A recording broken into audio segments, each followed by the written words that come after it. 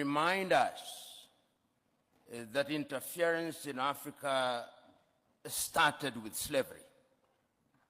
When slavery had lost its value, it graduated into colonization.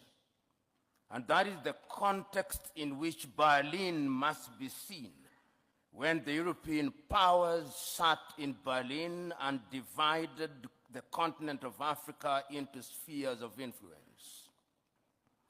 When colonization had lost its luster through a combination of certain realities and agitation from the continent, we regained our independence. But as John Henry Clark, that great African-American, said, we regained independence by mimicking European governance systems. And he rightly says, no African country will ever succeed on the basis of those systems. After that, the neo-colonial project was instituted. And all of us will remember Kwame Nkrumah's book, Neo-Colonialism, the Last Stage of Imperialism. And he there says, the most dangerous.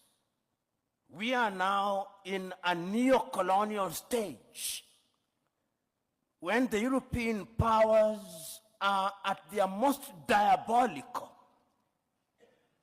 when the Americans are at their most diabolical. And it's not lost on me that they'll be meeting in Hiroshima next week as the G7. And how do they interfere?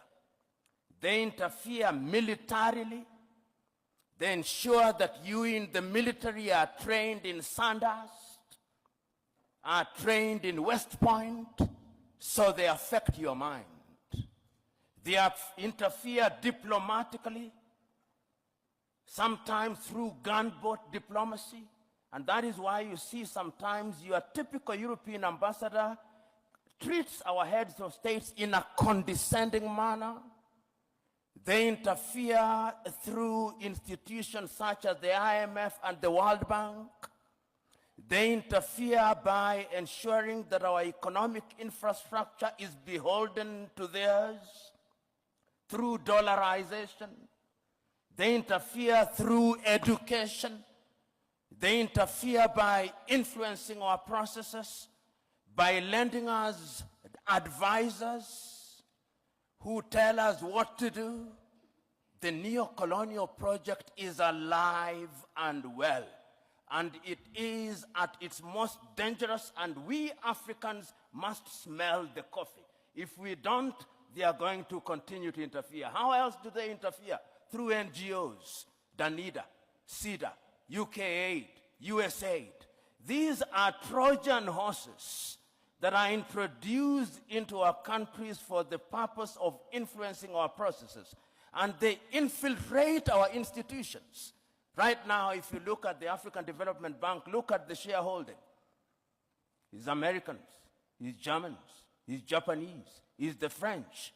And the Europeans have done their bit. They also interfere through post-colonial institutions, the Commonwealth of independent nations. They are not sovereign states, former French-speaking nations. These are the instruments that they interfere through. And how do we then deal with this situation? We Africans must now begin to recognize, and this was recognized as early as 1963, and the chair of the commission is here. They'll be celebrating 60 years in Addis Ababa, Ethiopia. And 60 years ago, on the 24th day of May, Kwame Nkrumah warned us. He said, if we are not united, they are going to interfere with us militarily. They are going to interfere with our economy. They are going to interfere with our agriculture. They are going to interfere with our health. Our duty, and I hope that when African heads of states and government meet in Addis next week, it will not be another jamboree at which pro forma speeches are read. I hope it will be an occasion to give meaning to Africa Agenda 2063. I hope it will be an occasion to give meaning to Africa Continental Free Trade Area. I hope it will be an occasion to revitalize the Malabo Declaration, the Maputo Declaration, the Yamoussoukro Declaration. In other words, we Africans, as I conclude, we Africans must stop operating in silos. Rwanda alone will not confront them. Burundi alone will not confront them. But if we go through the regional bodies and ultimately the African Union, we may indeed succeed in putting away this bulwark. And remember, it is no longer just Europe. There is a new scramble for Africa. The Chinese are here. The Turks are here. The Qataris are here. All of them are coming back. And the military bases that you see here is telling you that if you don't behave, we are going to use force.